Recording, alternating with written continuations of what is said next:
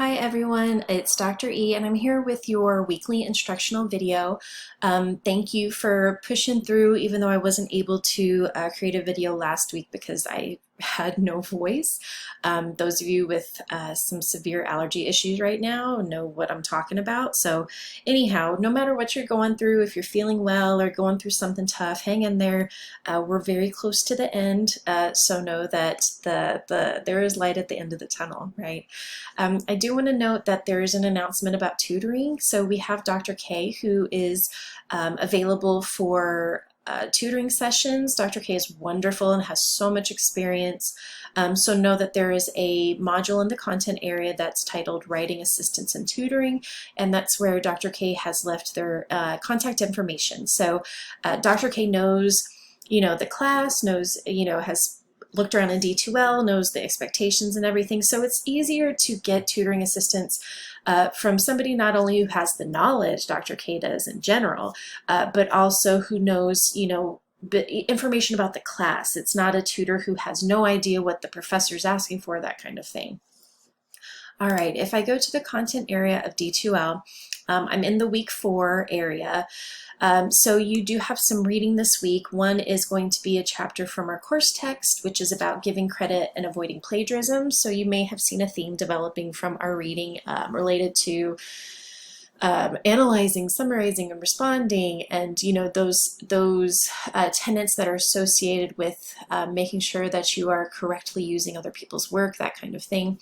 And so then on the food front for our theme, there is an article by Amy Choi that's entitled What Americans Can Learn from Other Food Cultures, which is a really great read. I would like you to pay attention to how Choi uses research to support her ideas throughout, because I think hers is a good example of, she's not just writing about her own experiences or her own ideas, she's bringing in, information from all these experts to help support her ideas, which is really ultimately what academic writing is about. The research is to support your ideas and assertions. All right, so everything drops on Monday or, before you're watching the weekly video. We have a revised response assignment that's due, so there is a video that walks through that. And then there's also a multimedia project video. I want to say it, even though there are going to be maybe a few of you that email me in a panic about the multimedia project being due this week. It's not due this week, but I want you to start thinking about it. I want you to look at the examples and the information associated with the assignment so you can start narrowing your focus, and you're not waiting until the last minute and then just really panicking about, what do I do? Do I draw something? Do I, do a video? Videos take a lot of time to edit and review, that kind of thing. Okay. So you want to review the guidelines for both of those assignments. So I walk through those in the videos, but the guidelines are also posted. And so to do this week, we have a discussion post for Thursday, and I hope you see those as kind of more casual. Yes, your grade is based on your writing, right, and how well you're communicating your ideas, but it's also just it's like a space for conversation, right, discussion. We're not being overly formal in terms of just writing about what we're reading and learning. It's kind of pushing us to think beyond that, but also to get our writing practice in. The revised response is due for Sunday, so again, make sure that you're thinking about, it's a pretty big grade. I don't want you to lose your marbles at this point. Just watch the video because you've done some of the work already. It's about taking something and revising it and adding to it, okay? And then you have your weekly quiz. So here, if you scroll down, you'll see this is number 1, and I'm working on loading number 2, which is about your response assignment. So you'll have 3 videos to watch. Okay, and here to review, I have the revised response template and the guidelines, and then there are the guidelines for your multimedia project, so you can take a look at those, and then a copy of Choi's article that we're reading this week in PDF format. Y'all remember, all of this stuff can also be found by going to this module right here in D2L.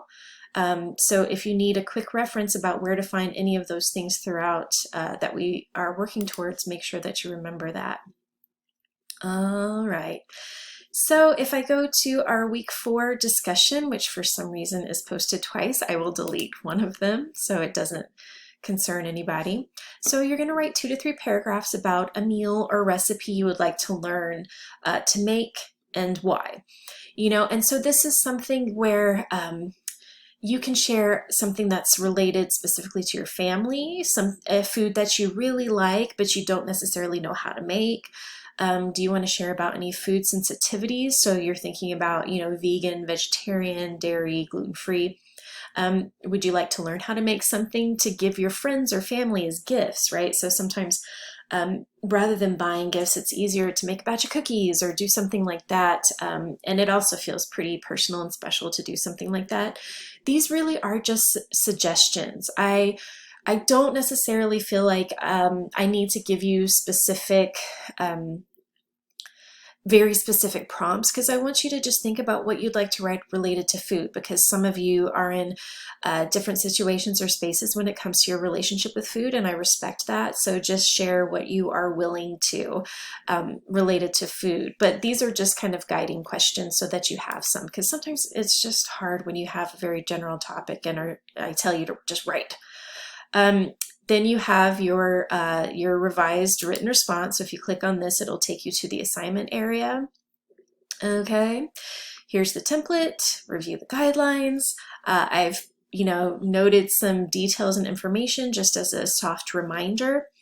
What I'm also going to do for the week 4 is offer you a reminder to look at my feedback for that assignment. So part of it is looking at your work with fresh eyes and maybe, sitting with a tutor or getting some outside input.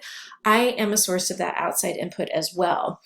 So I'll be making sure that your feedback is visible. And so actually what I'll do, I'm going to pause here so I can load the things that I want you to be able to access. Hold on one second. So I have loaded some information. So in the review area, there is a little section on reviewing feedback for your first written response. And if you click on that, there is a how-to. So I put a note here that all feedback should be visible by Monday evening at the latest. Some of yours is already visible and available. I'm struggling with making some others visible for some reason, so I'm going to work on that, don't worry. And then if you click this link right here, it will show you how to, if you are not familiar with how to view things and turn it in. You'd think it'd be really straightforward and easy. It's not. So make sure that you do. When you look at that feedback from me, make sure that you have these 2 buttons selected. The blue is feedback from me. So if you email and go, well, I don't see any of your feedback, you need to make sure this is pressed, because I'm giving everybody feedback. And most of it is just me commenting on what you're sharing, right? It's not kind of me coming down on you for grammar and spelling, that kind of thing. Although, I give you some insights. I also want to note, and I've said this elsewhere, that, and it's in the instructions, I am not going to nitpick your writing. That's not my goal. So when you go back to your written response assignment and you don't see little things here and there adjusted, don't just think, oh, well, this is perfect. You have to look at it with your own fresh eyes.